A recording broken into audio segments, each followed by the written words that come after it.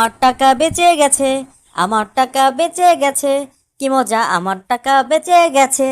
এই দেখো আপু, আমার টাকা বেঁচে গেছে। কিসের টাকা? আর এইভাবে নাচতেছস কেন? আপু, আমি ভাবছিলাম চকলেট আর পেন্সিল কেনার পর আমার পুরো টাকা শেষ হয়ে যাইব, কিন্তু দোকানদার চাচা আমারে 10 টাকা ফেরত দিছে। ও আচ্ছা, তোমাকে তো চাচা এইসব জিনিস অনেক কম দামে দিয়ে দিছে। হুম, মনে হয় উনি জানতেন এগুলো আমার ঈদে বেঁচে যাওয়ার টাকা। ঈদের বেঁচে যাওয়ার টাকার সাথে ওনার কি?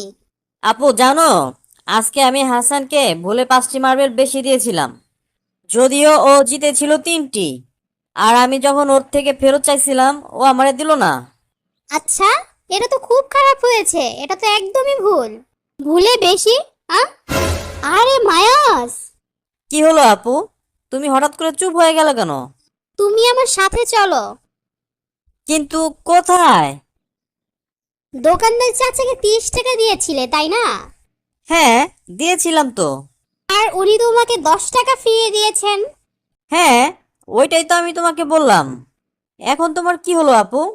মনে হয় উনি তোমাকে ভুলে 10 টাকা ফেরত দিয়ে দিয়েছেন, কারণ পেন্সিল সেট আর চকলেট তো 30 টাকাই হয়। হুম, এইটা তো হতে পারে না, কারণ উনি নিজেই আমাকে 10 টাকা ফেরত দিয়েছেন। দেখো মায়াস, তুমি হাসানকে ভুলে 3টি মার্বেল বেশি দিয়েছিলে তাই না? হ্যাঁ। তেমনি চাচাও হয়তো ভুলে তোমাকে বেশি দিয়েছেন। হ্যাঁ, কিন্তু হাসান তো মিথ্যে বলছিল।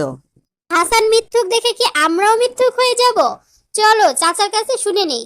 যদি হিসাব ঠিকঠাক থাকে তাহলে এই টাকা তোমারই থাকবে, আর যদি ভুল হয় তাহলে আমরা তাকে এই টাকা ফিরিয়ে দেব।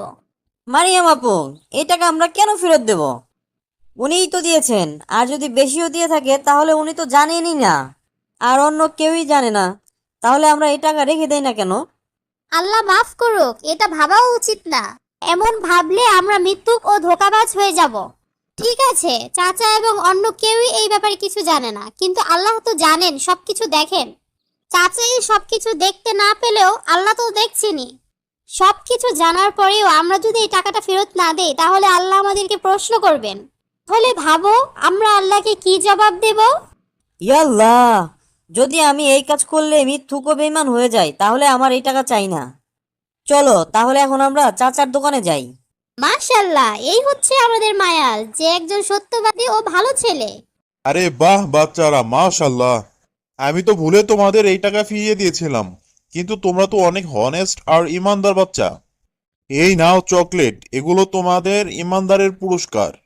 না চাচা, আমরা এই ভালো কাজ আল্লাহকে খুশি করার জন্য করেছি। এর পুরস্কারও আমরা আল্লাহর কাছ থেকেই নেব। হ্যাঁ, আপনার কাছ থেকে নিয়ে নিলে যদি আখিরাতে না পাই? আরে বাবা রে বাবা রে বাবা, মাশাল্লাহ। আমি আল্লাহ তাআলার কাছে দোয়া করব, উনি যেন তোমাদেরকে উত্তম প্রতিদান দেন। ঠিক আছে চাচা, আসসালামু আলাইকুম। ওয়ালাইকুম আসসালাম। ভালো থাকো বাচ্চারা, ভালো থাকো। মাশাল্লাহ। বাহ আপু, আমরা অনেক সওয়াবের কাজ করছি। তার বিনিময়ে আমরা বেঈমানি ও মিথ্যার হাত থেকে বেঁচে গেছি। আল্লাহ আমাদের উপরে খুশি হবেন না? হ্যাঁ ইনশাআল্লাহ, আর আখিরাতে এর পুরস্কারও দেবেন। এখন বাসায় চলো তাড়াতাড়ি, আমি সবকিছু আমার আম্মুকে বলবো।